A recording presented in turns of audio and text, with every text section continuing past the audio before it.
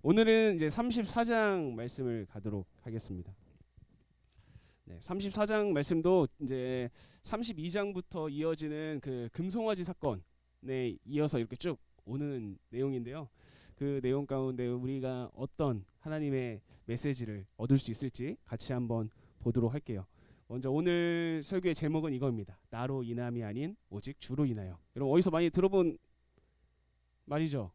네, 찬양 가사예요. 찬양 가사인데 네, 나로 인함이 아닌 오직 주로 인하여 라는 제목으로 말씀을 한번 보도록 하겠습니다. 우리 먼저 1절 말씀인데요. 우리 1절 말씀 같이 한번 읽어보겠습니다. 시작.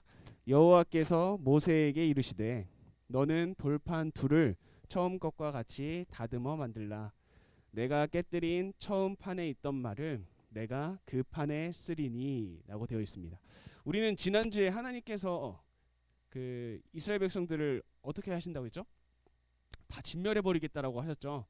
네, 그리고 그때 모세는 돌판을 어떻게 했죠? 어떻게 했죠, 여러분? 네? 네, 던져서 어떻게 됐죠? 깨졌습니다. 그래서 목사님이 이게 무엇을 상징한다고 했었죠? 하나님과 이스라엘 백성 사이에 맺었던 언약이 어떻게 됐다?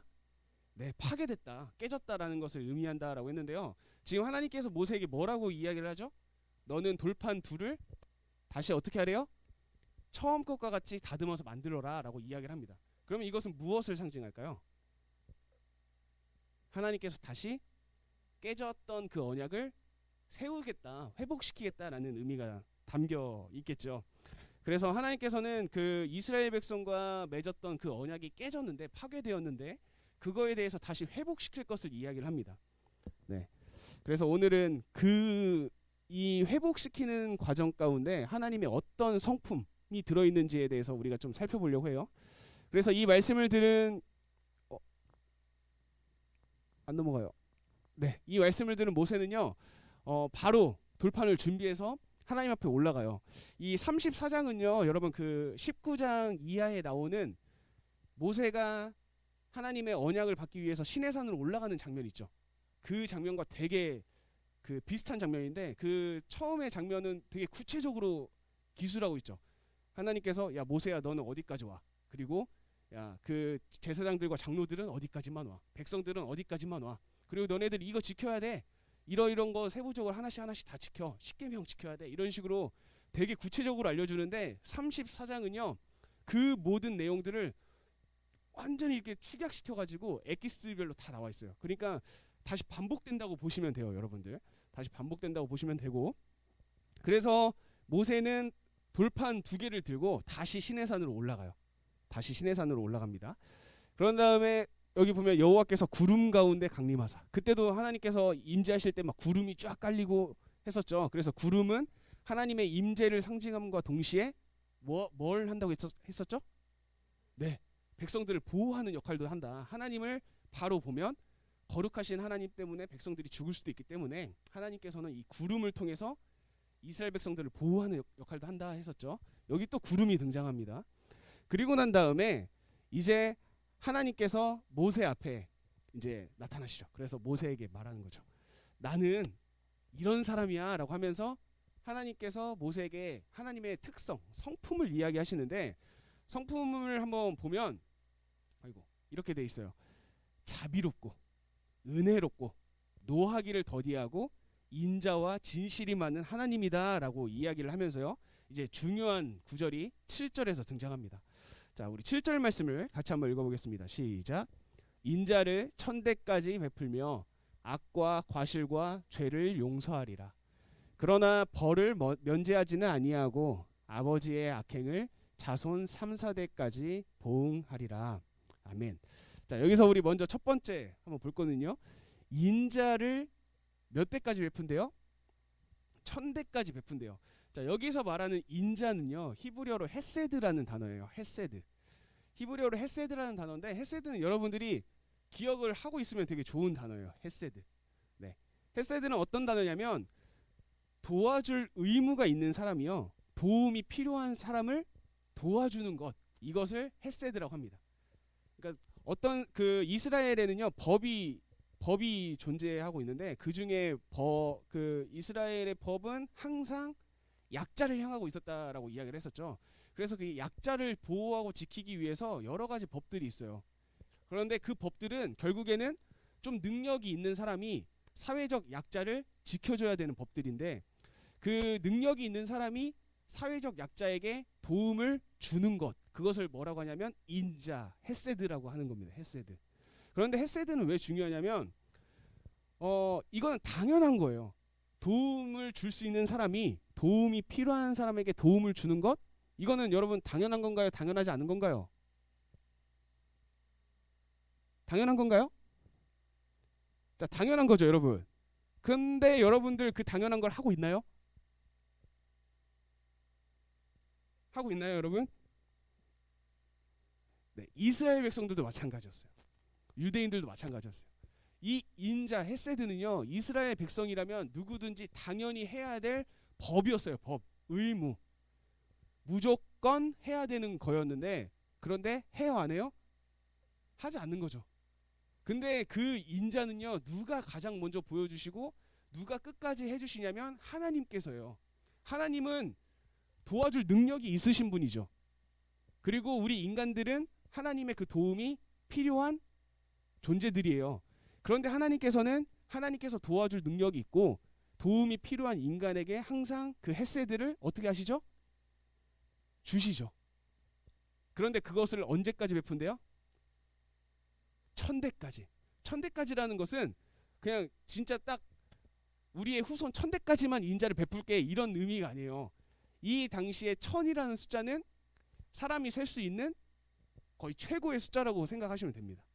그러면 무슨 뜻이죠? 무한대야. 무한대라는 뜻이라는 거죠. 내가 너희들을 도와줄 능력이 있고 도와줄 의무가 있는데 나는 너희들을 끝까지 도와줄 거야 라는 하나님의 메시지입니다. 인자를 천대까지 베풀어 주겠다라는 것. 자, 그런데 여기서 우리가 조금 눈여겨봐야 될 게 있습니다. 악과 과실과 죄를 용서하겠다라고 말씀하시는 하나님입니다. 악과 과실과 죄, 이거를 히브리어 단어로 하나씩 보면요, 이게 그 모두 죄인데요, 조금 그 죄의 뭐라고 해야 되죠? 그 죄의 종류가 좀 달라요. 하나는 뭐 문화적인 것, 하나는 사회적인 것, 하나는 뭐 개인적인 것, 이렇게 생각하시면 됩니다. 그러니까 우리와 관련된 모든 죄를 하나님께서는 어떻게 하시겠다고요? 용서하겠다라고 이야기를 해요. 그런데 뭐라고 적혀 있어요? 벌은 면제하지 않을 거야 라고 이야기를 합니다. 자, 악과 과실과 죄는 용서할 건데 벌은 면제해주지 않을 거야 라고 이야기를 해요. 그러면 여기서 우리가 생각해 볼 필요가 있어요. 악과 과실과 죄는 뭐고 벌은 뭘까요? 여러분들 뭘까요? 여러분들이 생각할 때는 어때요? 하나님께서 악과 과실과 죄는 용서해 줄게, 근데 벌은 면제해 줄 수 없어 라고 이야기를 하는 거예요. 자, 여기서 우리가 좀 곰곰이 잘 생각해 볼 게 있어요. 하나님께서는 우리의 죄의 문제, 우리가 가지고 있는 죄의 문제를요 모두 용서하셔요. 그런데 무엇을 용서하지 않냐면 벌. 이 벌은 무엇이라고 생각하면 좋냐면 죄에 따른 대가, 결과라고 생각을 하시면 됩니다. 그러면 죄에 대한 대가, 여기서 말하는 벌은요 크게 두 가지가 있어요. 첫 번째는 뭘까요? 우리가 죄의 대가로서 피할 수 없는 그것, 죽음입니다. 일단 첫 번째는 죽음이고요. 두 번째는 무엇이냐면 이 죄, 악과 과실과 죄를 통하여 나타나는 나와 주변 사람들의 상황 가운데 생기는 피해를 뜻해요. 이게 무슨 말이냐면, 자, 제가 여러분 여기서 막 거짓말을 선포할 거예요. 어떤 거짓말을 선포할 거냐면, 여러분 이 지금 금왕 지역에 확진자가 2,000명이 생겼습니다. 제가 말도 안 되는 거짓말을 이렇게 떠들었어요. 그런데 여러분들은 그 거짓말을 어떻게 하죠? 제가 여기서 만약에 이야기한다면 진짜? 라고 하면서 집에 가서 막 이야기하고 학교 친구들한테 이야기하고 할 거 아니에요? 그러면 여러 가지 어떤 게 생기죠? 사회적인 문제, 혼란이 막 이렇게 생기게 될 거예요. 그러면 여기서 이제 생각을 하는 겁니다. 제가 거짓말한 죄, 이것을 하나님께서는 어떻게 하시겠다라는 거예요? 내가 용서할 거야, 그 죄는. 그런데 벌은 면제하지 않을 거야. 여기서 말하는 벌, 네가 거짓말한 죄 때문에 너는 결코 죽음을 면치 못해. 그리고 두 번째, 네가 거짓말한 것 때문에 이미 사회적으로는 어때? 문제가 발생하고 혼란이 야기됐어. 그것은 네가 감당해 라는 겁니다. 그러니까 죄에 대한 대가를요, 우리는 항상 기억하고 있어야 돼요. 하나님께서는 우리가 지은 죄 무조건 용서해 주셔요. 무조건 용서해 주셔. 그런데 우리가 결코 잊지 말아야 될 게 있는데, 그것은 무엇이냐면 내가 죄를 저지른 것으로 인하여서 나타나는 여러 가지 문제들, 상황들, 결과들, 이런 것들은 다 어떻게 해야 돼요? 결국엔 내가 감당해야 된다는 거. 이게 죄의 무서움이라는 것을 여러분들이 기억했으면 좋겠어요. 네. 여러분들 그 거짓말 해본 적 있죠? 이게 원래 거짓말을 처음에는 되게 작은 거짓말을 하다가 나중에는 집도 팔아버리는 거짓말을 해버릴 수가 있어요. 그러면 이 거짓말이 조금씩 커가면서 진짜 나중에는 걷잡을 수 없는 거짓말로 번졌던 기억. 이 거짓말뿐만 아니라 여러분들이 여러분들의 삶을 쭉 돌아봤을 때 되게 아찔했던 순간들이 있었을 거예요. 나의 비행으로 인해서, 내가 상식적이지 않은 일을 한 것으로 인하여서. 네, 그런 것들을 생각했을 때 우리가 막 벌벌 떠는 이유는 뭐죠? 내가 잘못했기 때문에 떠는 걸까요? 사실 내가 잘못한 것은 크게 문제되지 않아요. 왜 내가 떨죠? 내가 이미 잘못한 일로 말미암아 펼쳐진 결과 때문에 떠는 거예요. 네, 이걸 여러분들이 항상 기억했으면 좋겠습니다. 그리스도인들이 크게 오해하는 것 중에 하나가, 하나님께서는 죄를 용서하시는 분이라고 여기 분명히 나와 있잖아요. 그러다 보니까 우리가 잘못하고 우리가 조금 실수해도 그 모든 것들을 하나님께서 용서해 주셔라는 생각이 있어요. 그런데 그러다 보니까 어떤 것까지 생각을 해요? 내 잘못으로 인하여서 나타난 사회적인, 그리고 내 주변의 사람들에게 펼쳐진 피해, 이런 것들에게도 관심이 없어요. 그냥 난 용서받았으니까 됐어. 근데 내 잘못으로 인해서 피해받은 사람은 어떻게 해요? 그런데 이 피해받은 사람들을 내가 끝까지 찾아가서 용서를 구하고 그 사람들을 위해서 내가 잘못한 일에 대한 대가를 지불하는 것 역시도 결국엔 크리스천으로서, 그리스도인으로서 감당해야 될 문제라는 겁니다. 그게 여기서 말하는 벌이에요.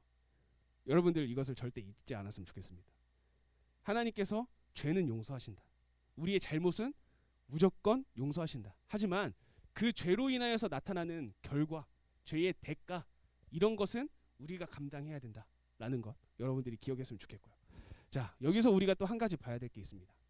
자, 헤세드, 인자는 천대까지 무한대로 내가 베풀어 줄 거야 라고 하는데, 하나님께서는 자, 아버지의 악행을 어떻게 보응하겠다고 말씀하고 계시죠? 자손의 3, 4대까지. 자, 그런데 여기 우리가 자, 바로 조금 전에 6절에서 하나님께서 자신을 어떻게 설명했죠? 나는 자비롭고 은혜롭고 노하기를 더디하고 인자와 진실이 많은 하나님이야 라고 설명을 했는데, 여기서는 갑자기 뭘 하셔요?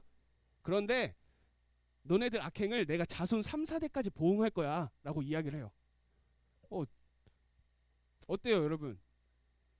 하나님께서 굉장히 좀 쪼잔해 보이지 않나요? 나 되게 은혜로운 사람이야, 나 화 잘 안 내 라고 해놓고 갑자기 근데 너네들 잘못하면 내가 너네들 자손 3, 4대까지 보응해버릴 거야 라고 이야기를 하고 있는 하나님, 어때요 여러분? 좀 치사하지 않아요? 저는 되게 치사하다고 느꼈어요. 뭐 악과 과실과 죄 다 용서해 준다면서 자손 3, 4대, 그러면 나 잘못하면 채훈이 채유가 낳은 또 아들, 뭐 어떻게 되는, 이렇게 생각할 수 있잖아요. 그런데 사실 이거는요, 우리가 생각하는 그 죄의 유전을 이야기하는 게 아니에요. 자손의 3, 4대까지 너의 그 저주가 이렇게 쭉 흘러갈 거야 라는 것을 하나님께서 말씀하시는 게 아니에요. 왜 그러냐면요, 이 당시에 이스라엘의 가족 문화는 어떤 문화였을까요? 대가족이었어요. 어떤 대가족? 보통 3, 4대가 모여서 사는 대가족이었어요. 3, 4대가 모여서 사는 대가족이었는데, 그러면 지금 이것은 무엇을 이야기를 하냐면, 너네들이 악과 과실과 죄를 지으면 그 죄로 인하여서 너네들의 한 가족이 힘들 수도 있어 라는 것을 의미하는 겁니다. 네. 여러분 이 말이 좀 이해가 되죠. 내 잘못으로 인하여서 나만 피해를 받나요? 여러분들이 여기서 되게 그 교회 안에서 그냥 목사님이 이렇게 예를 들어서 죄송해요. 막 망나니처럼 하고 다녀요. 막 어른들 보고 인사도 안 하고 어른들한테 막 반말하고 다니고. 그러면 어른들은 여러분만 욕을 하나요? 쟤는 왜 저러지? 이렇게만 생각하실까요? 자동적으로 누구를 생각하죠? 부모님을 생각해요. 저 아이의 부모님은 어떻게 교육을 했지?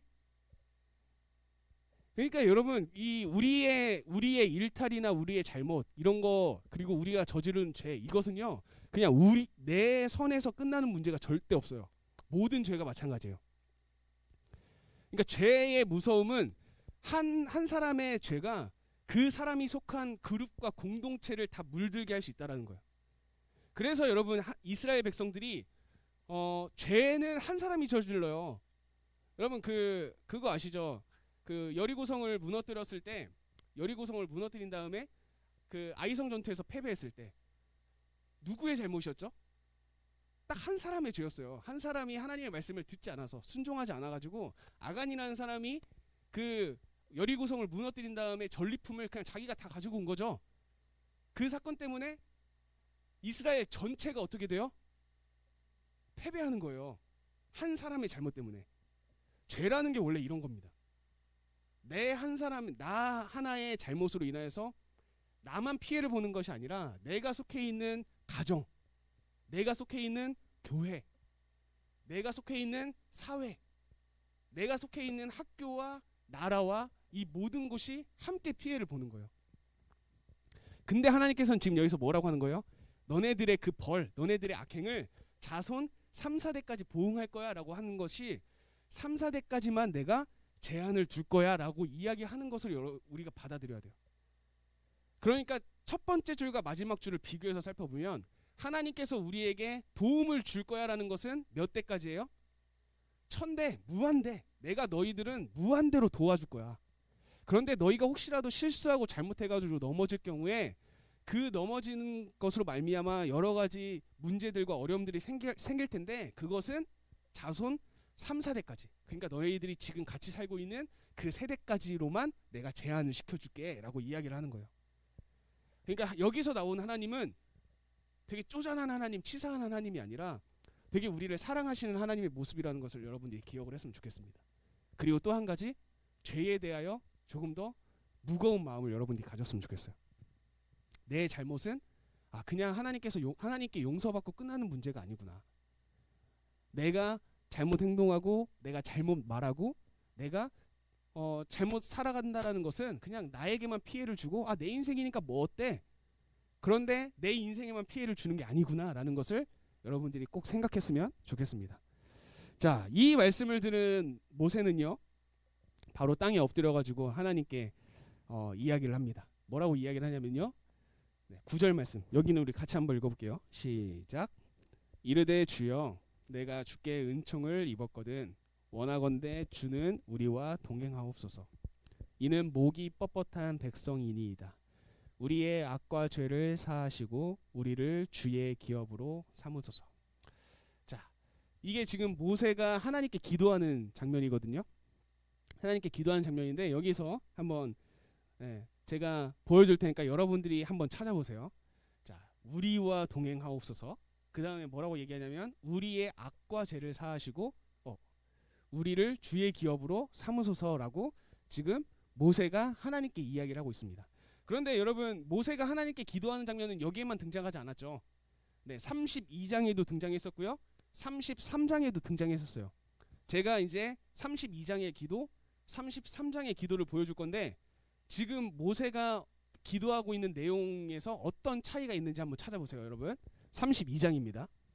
자, 그러나 이제 그들의 죄를 사하시옵소서. 그렇지 아니하시오면 원하건대 주께서 기록하신 책에서 내 이름을 지워버려 주옵소서. 제가 좀 힌트를 줄게요. 그들의 죄를 사하시옵소서. 자, 그 다음에 33장으로 넘어갑니다. 33장. 내가 참으로 주의 목전에 은총을 입었사오면 원하건대 주의 길을 내게 보이사 내게 줄을 알리시고 나로 주의 목전에 은총을 입게 하시며 이 족속을 주의 백성으로 여겨주시옵소서. 혹시 다른 점 찾았나요? 다른 점을 찾았어요, 여러분? 다시 한번 가볼게요. 자, 다시 이게 32장이었어요. 그리고 오늘 볼 34장 찾았나요, 여러분?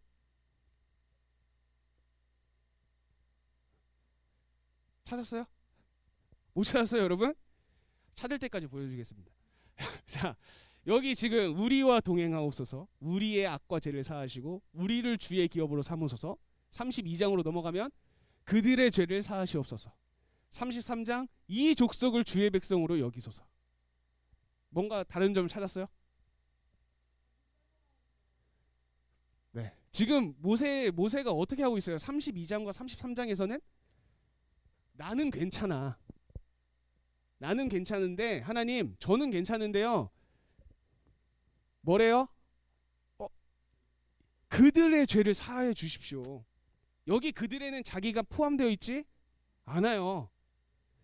저는 괜찮은데요. 이 사람들의 죄를 하나님 사해 주세요라고 이야기해요. 그리고 33장에서는 하나님 이 족속을 주님의 백성으로 여겨 주십시오라고 이야기를 하죠. 그런데 오늘 우리가 살펴볼 34장 9절에서는 뭐래요? 하나님 우리와 동행하여 주십시오. 우리의 악과 죄를 사해 주십시오. 우리를 주의 기업으로 삼아 주십시오. 지금 이 우리는 뭐죠?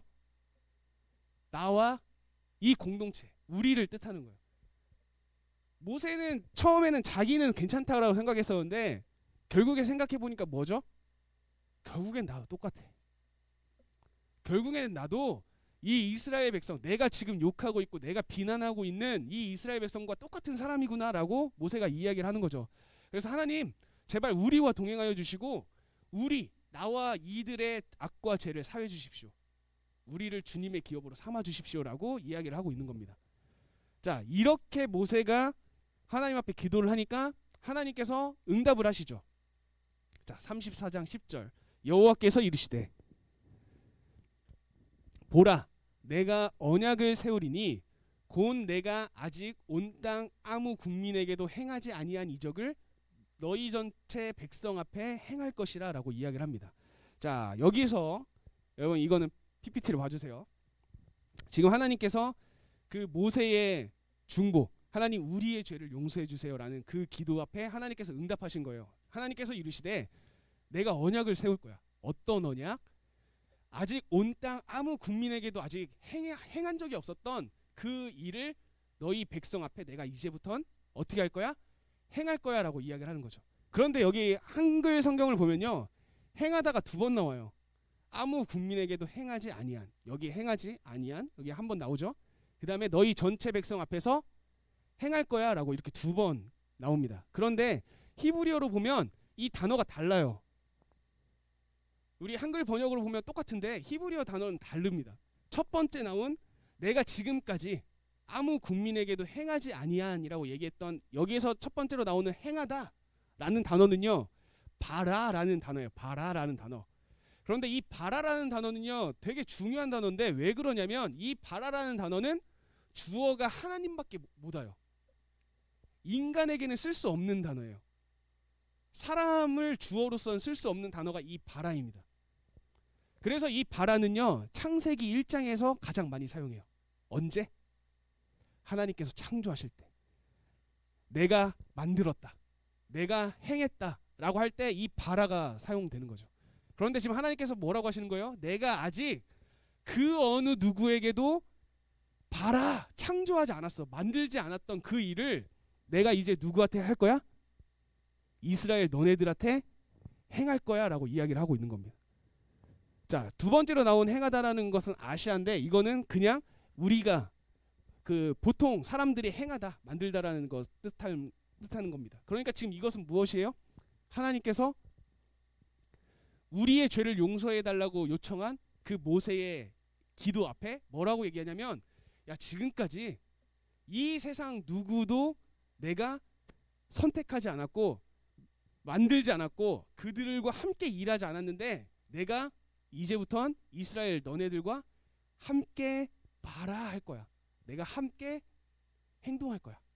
내가 함께 너희와 나와 믿음의 공동체를 이루어 나갈 거야 라고 이야기를 하고 있는 겁니다. 자, 그러면 이것은 엄청난 하나님의 언약이에요. 지금까지 한 번도 경험하지 못한 그런 나라를 내가 너희들과 함께 만들어 나갈 거야 라고 이야기를 하는 겁니다. 그러면 이것은 지금 누구에게도 되는 거죠? 적용이 되는 거죠? 우리에게도 적용이 되는 거죠.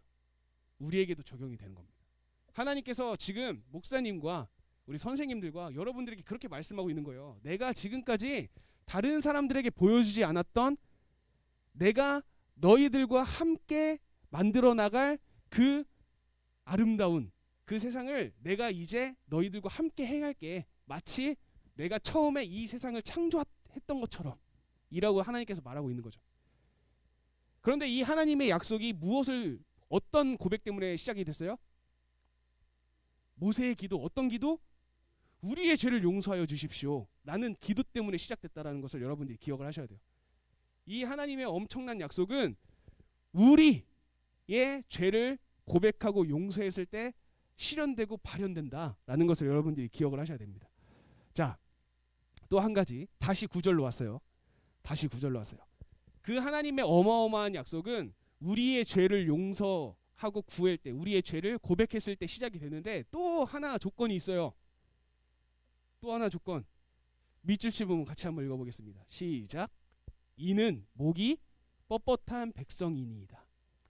자, 지금 모세가 하나님께 하나님 우리와 동행해 주세요. 왜냐하면 우리는 목이 뻣뻣한 백성이기 때문입니다. 라고 이야기를 하는 거죠. 그런데 여러분 이 목이 뻣뻣하다 기억이 나나요? 목이 뻣뻣하다 기억이 나요? 네, 기억이 안 날까봐 준비했습니다. 32장 9절로 가면요. 하나님께서 모세에게 이렇게 얘기해요.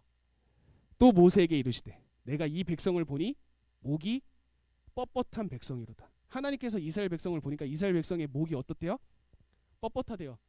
되게 고집이 세가지고 하나님을 향해서 오지 않고 그냥 자기의 뻣뻣한 목을 들고 살아가는 백성이라고 이야기하는 거죠. 그래서 하나님께서는 어떻게 하신대요? 그런즉 내가 하는 대로 두라. 내가 그들에게 진노하여 그들을 진멸할 거야 라고 이야기를 하죠. 자, 여러분 32장에서는 목이 뻣뻣하기 때문에 하나님께서는 어떻게 하신대요? 진멸할 거야 라고 이야기를 하고 있죠. 그런데 34장에서는 이스라엘 백성의 목이 뻣뻣하기 때문에 하나님께서는 어떻게 하신대요? 이 언약을 하신 거예요. 지금 여러분 이해가 돼요? 이스라엘 백성은 바뀌었어요? 바뀌지 않았어요? 똑같이 목이 뻣뻣해요. 그런데 32장에서는 하나님께서 내가 진멸해버릴 거야 라고 했는데 똑같이 이스라엘 백성들에게 사람에게는 변화가 없는데 하나님은 어떻게 하신대요? 내가 진멸하지 않고 너를 통해서 발화할 거야. 지금까지 보여주지 않았던 그 어마어마한 민족을 너희와 함께 이루어갈 거야 라고 이야기를 하고 있는 겁니다. 그런데 여러분 이러한 이야기가 여기에만 등장하지 않아요. 자, 노아 사건으로 잠깐 가볼게요. 창세기 6장 5절. 자, 같이 한번 읽어볼게요. 시작. 여호와께서 사람의 죄악이 세상에 가득함과 그의 마음으로 생각하는 모든 계획이 항상 악할 뿐임을 보시고 땅 위에 사람 지으셨음을 한탄하사 마음에 근심하시고 이르시되 내가 창조한 사람을 내가 지면에서 쓸어버리되.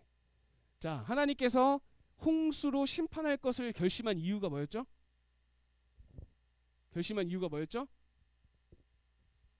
네, 사람의 죄악이 가득했어. 그리고 생각하는 모든 것이 다 어때요? 항상 악하는 것을 보고 하나님께서 내가 심판하기로 마음 먹은 거예요. 근데 8장 21절에서 노아의 제사를 받으신 하나님께서 뭐라고 얘기하시는지 한번 볼게요. 시작. 여호와께서 내가 다시는 땅을 저주하지 아니하리니 이는 사람의 마음에 계획하는 바가 어려서부터 악함이라.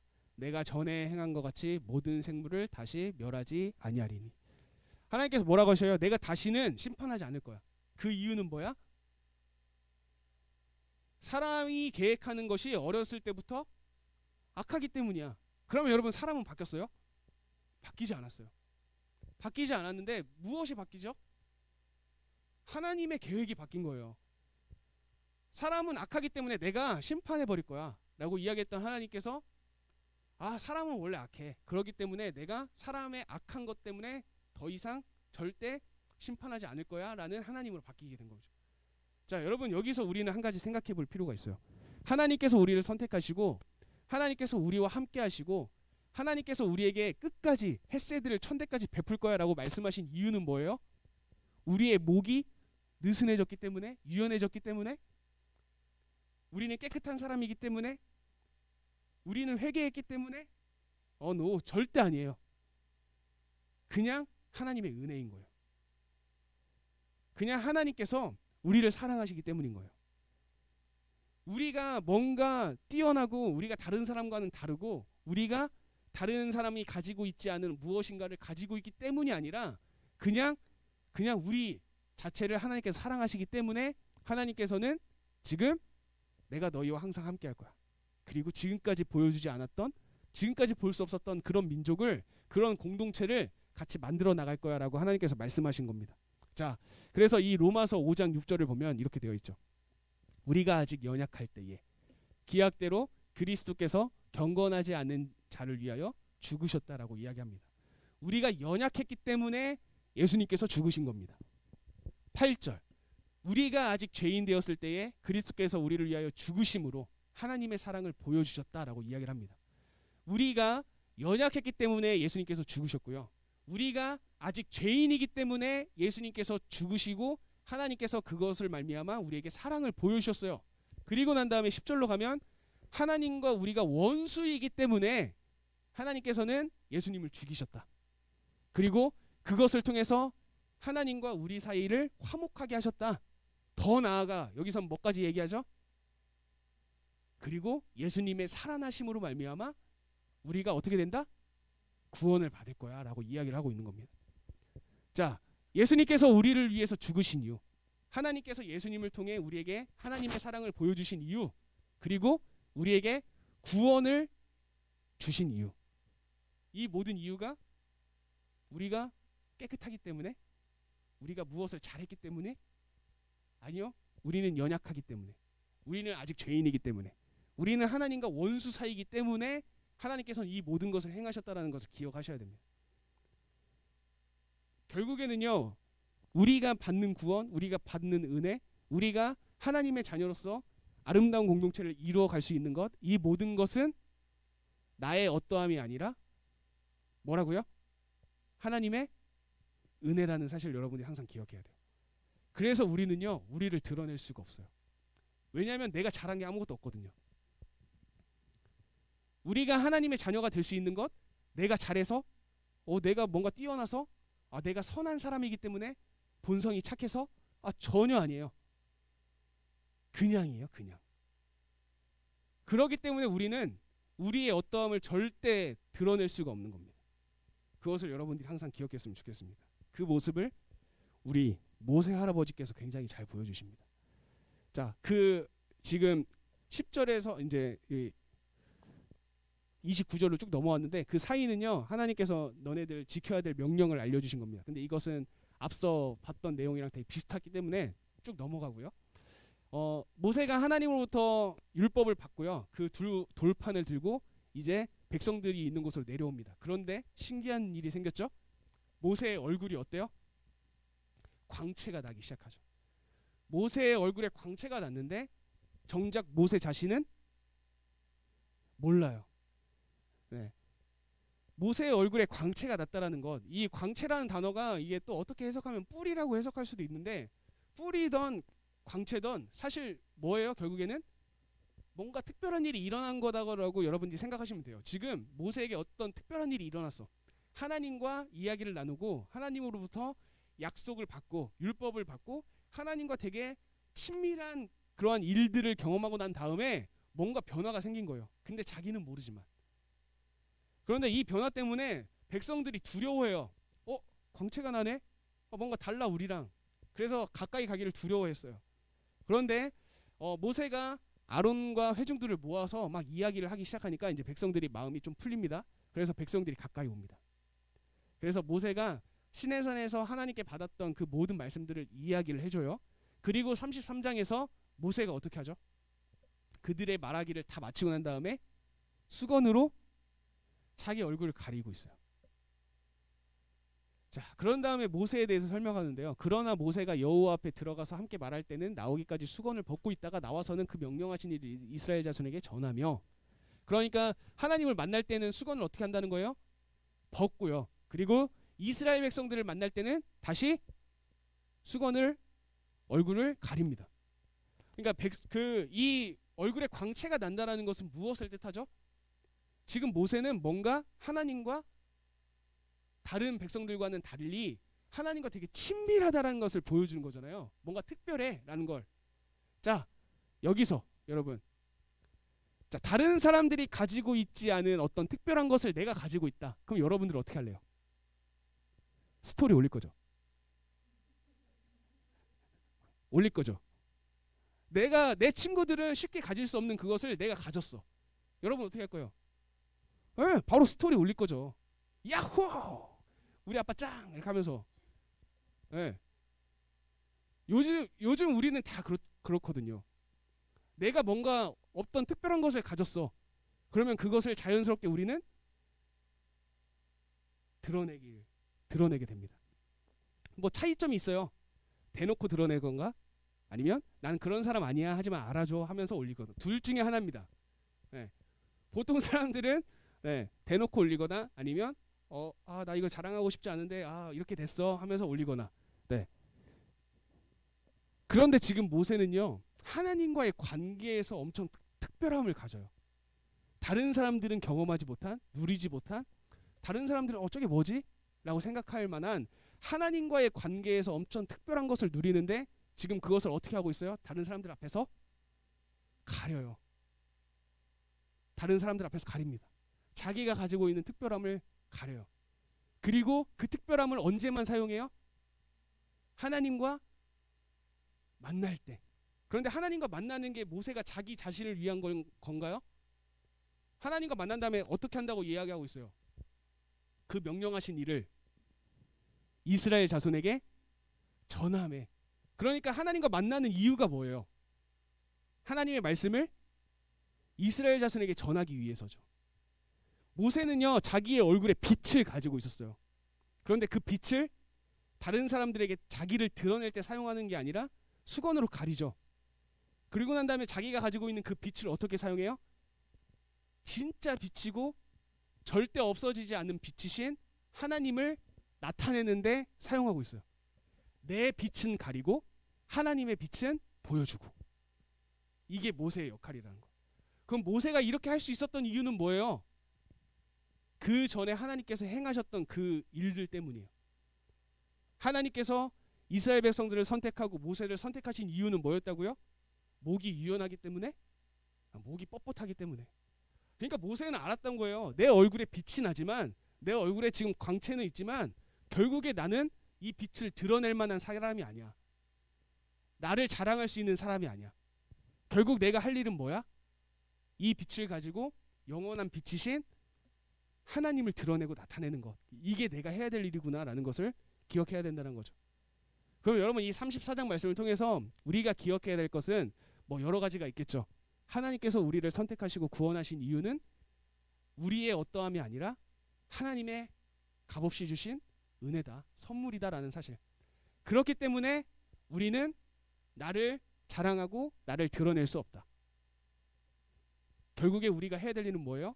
나는 드러내지 않고 나는 철저하게 낮추면서 우리를 이 땅 가운데 보내신, 그리고 이 세상을 너무나도 사랑하시는 그 하나님을 보여드리고 하나님을 나타내고 하나님께 영광 올려드리는 것, 이것이 우리가 가져야 될 사명이라는 것을 여러분들이 항상 기억해야 됩니다.